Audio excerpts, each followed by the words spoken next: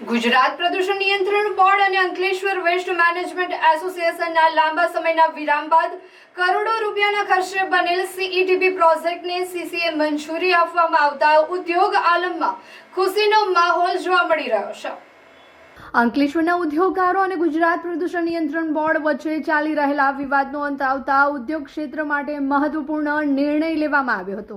ગુજરાત પ્રદૂષણ નિયંત્રણ બોર્ડ દ્વારા અંકલેશ્વર વેસ્ટ મેનેજમેન્ટ એસોસિએશને સીઈટીપી પ્રોજેક્ટ માટે જરૂરી સીઈએ પરવાનગી 5 વર્ષ માટે મંજૂર કરવામાં આવતા અંકલેશ્વરના ઉદ્યોગકારોમાં હર્ષ અને રાહતની લાગણી વ્યાપી ગઈ હતી। લાંબા સમયથી બાકી રહેલી સીસીએની મંજૂરી મળતા અંકલેશ્વર ઉદ્યોગ વસાહતના 500 થી વધુ એમએસએમઈ ઉદ્યોગોને હવે વિકાસ અને વિસ્તરણ માટે નવી તકો ઉપલબ્ધ બનશે। પર્યાવરણના ધોરણોનું પાલન, સરળ બનતા ઉત્પાદન ક્ષમતા વધારવા અને નવા રોકાણોને પ્રોત્સાહન મળશે તેવી ઉદ્યોગકારોમાં આશા વ્યક્ત થઈ રહી છે। ઉદ્યોગકારોને રાજ્ય સરકાર તેમજ ગુજરાત પ્રદૂષણ નિયંત્રણ બોર્ડનો આ નિર્ણય બદલ આભાર વ્યક્ત કર્યો હતો। ઉદ્યોગ સંસ્થાઓએ જણાવ્યું છે કે સીઈટીપી પ્રોજેક્ટ કાર્યરત થવાથી પ્રદૂષણ નિયંત્રણ વધુ અસરકારક બનશે અને ઉદ્યોગ વિકાસ સાથે પર્યાવરણ સુરક્ષાનું સંતુલન જળવાઈ રહેશે। ઉલ્લેખનીય છે કે છેલ્લા 1 વર્ષથી સીસીએની મંજૂરી ન મળવા મુદ્દે ઉદ્યોગકારોએ અગાઉ ગાંધીનગર ખાતે આંદોલન અને ઉપવાસનો માર્ગ અપનાવ્યો હતો। ત્યારે રાજ્યકક્ષાના મંત્રી ઈશ્વરસિંહ પટેલની મધ્યસ્થતાથી ઉપવાસ આંદોલનનો અંત આવ્યો હતો। તંત્ર સાથેની ચર્ચા અને અનુસંધાન બાદ અંતે મંજૂરી મળતા સમગ્ર ઉદ્યોગ જગતમાં ખુશીની લાગણી જોવા મળી રહી છે। જે અમારો ટ્રીટમેન્ટ પ્લાન્ટ છે એની સીસીએ 5 વર્ષ માટેની અમને મંજૂરી મળી ગઈ છે અને આ તબક્કે હું આપણા મંત્રી ઈશ્વરસિંહ પટેલ, પર્યાવરણ મંત્રી અર્જુનભાઈ મોઢવાડિયા અને ખાસ જે પણ આપણા પૂર્વ પ્રભારી મંત્રી હતા કુંવરજી હળપતિ, ઘણા બધા ધારાસભ્યોએ અમને ખૂબ જ મદદ કરી છે અને ખૂબ સારી રીતે આપણો ઈટીપી ચાલે અને ઉદ્યોગોનો વિકાસ થાય।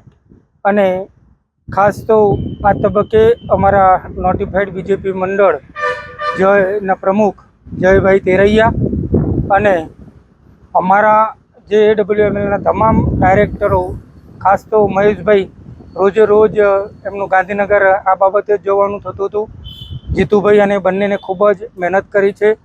અમે તો ખાલી વચ્ચે એક પાર્ટીના માણસો તરીકે અમે કામ કરી રહ્યા છે અને એસ્ટેટનો વિકાસ થાય એમ જ અમને રસ છે। જે ઉદ્યોગકારોનું અને ઉદ્યોગોનું જે સપનું હતું એ આજે સાકાર થયું છે। આ તબક્કે સવિશેષ હું માનનીય મુખ્યમંત્રી શ્રી, ઉપમુખ્યમંત્રી શ્રી, પર્યાવરણ મંત્રી શ્રી અર્જુનભાઈ મોઢવાડિયા, પ્રવીણભાઈ માળી તેમજ જીપીસીબીના તમામ અધિકારીઓ, ભારતીય જનતા પાર્ટીના તમામ પદાધિકારીઓ અને જે ધારાસભ્ય પૂર્વ પદાધિકારીઓ, મંત્રી શ્રી તમામનો આ તબક્કે હું આભાર માનું છું અને જે ભારતીય જનતા પાર્ટીની સરકાર દ્વારા આ ઉદ્યોગોને વેગ આપવાનું જે મહત્વપૂર્ણ કામ કરવામાં આવ્યું છે તે બદલ હું સરકારશ્રીનો પણ હૃદયપૂર્વક આભાર માનું છું અને અંકલેશ્વર વેસ્ટ મેનેજમેન્ટ એસોસિએશનના જે તમામ પદાધિકારીઓ શ્રી મહેશભાઈ, જીતુભાઈ, રમેશભાઈ અને અન્ય તમામ ડાયરેક્ટરશ્રીઓને આ તબક્કે અભિનંદન પાઠવું છું અને ભવિષ્યમાં આ જે એડબ્લ્યુએમએ સંસ્થા છે એ વધુને વધુ હરણફાળ ભળે અને ઉદ્યોગોના વેગમાં એક સહભાગી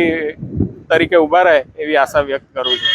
આ વસ્તુમાં ખાસ ખૂબ આભાર તો આપણા લોકલ ધારાસભ્ય માનનીય મંત્રી શ્રી ઈશ્વરસિંહ પટેલ, જેમણે આપણે સાથે જ્યારથી આપણો સીઈટીપીની શરૂઆત કરી, ઈસી લેવાનું કે એનઓસી લેવાનું હોય કે કન્સેન્ટ લેવાની, એમાં અવિરત એમણે ખૂબ સહયોગ આપ્યો છે। એ સિવાય નામી અનામી ધારાસભ્યો ઘણા પણ, ખાસ કરીને મુખ્યમંત્રીશ્રીએ ભૂપેન્દ્રભાઈ પટેલે અને ડેપ્યુટી સીએમ હર્ષભાઈ સંઘવીશ્રીએ પણ આપણને ઘણો સહયોગ કર્યો છે આ બાબતમાં।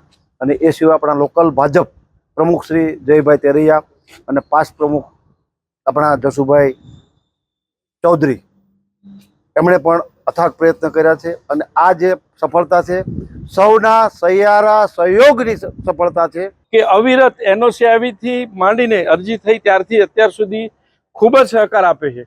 ઈશ્વરભાઈ પછી જો બીજો સહકાર મળ્યો હોય તો આ બંને મિત્રોનો છે, અમારા સ્થાપક ચેરમેનનો છે અને એસોસિએશનનો પણ બધા પદાધિકારીઓએ અમને સહકાર આપે છે, બદલ હું સર્વેનો આભાર માનું છું અને ફરીથી કહું છું કે આ કાર્ય માટે જેને નામી અનામી સહકાર આપે છે બધાનો હું આભાર માનું છું। આખી જે પરવાનગી મળી છે એમાં કોઈ ક્લોઝ મૂકવામાં આવ્યા છે ખરા?